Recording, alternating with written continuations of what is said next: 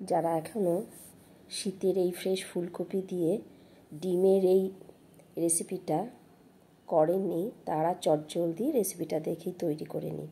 ভীষণ সুস্বাদু হয়, রুটি বা গরম ভাতের সঙ্গে কিন্তু দারুণ লাগে।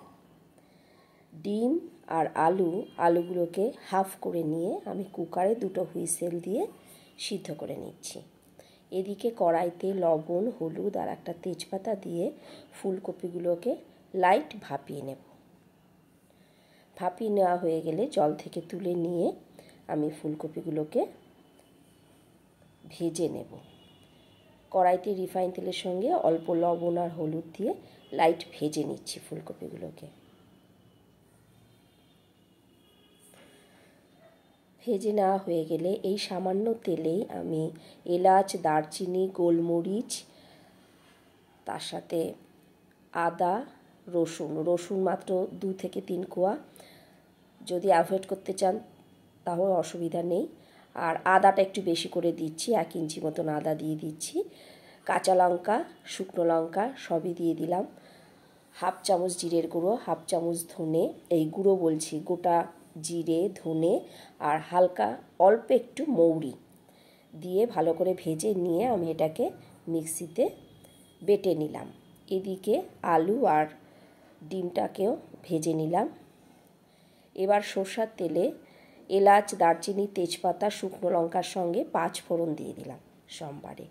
ভালো করে ভাজা হলে করে রাখা মশলাটা দিয়ে কষিয়ে নিচ্ছি।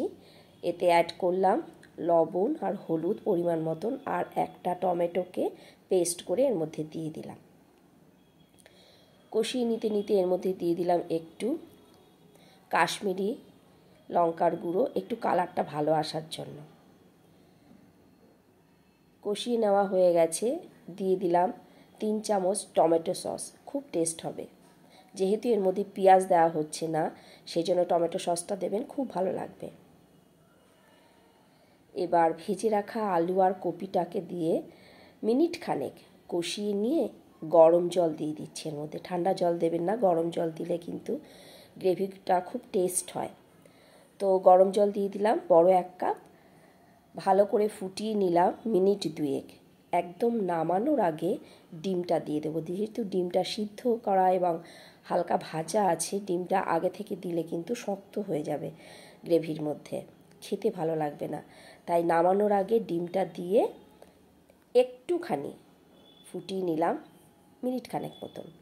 এবার নামিয়ে নিচ্ছি ঘি আর ধনেপাতা কুচি দিয়ে। ভীষণ টেস্ট হয়, একবার করে দেখবেন। গরম ভাতের সাথে ভীষণ ভালো লাগে, আবার রাত্রে রুটির সাথেও এটা খেতে পারেন। চলি, ভালো লাগলে এভাবে করবেন, করে অবশ্যই আপনারা কমেন্ট করবেন আপনাদের এই রেসিপিটা কেমন লাগলো। আর আপনারা কী রেসিপি দেখতে চান আমার কাছে সেটাও একটু জানাবেন। চলি, আবার দেখা হবে অন্য কোনো রেসিপিতে।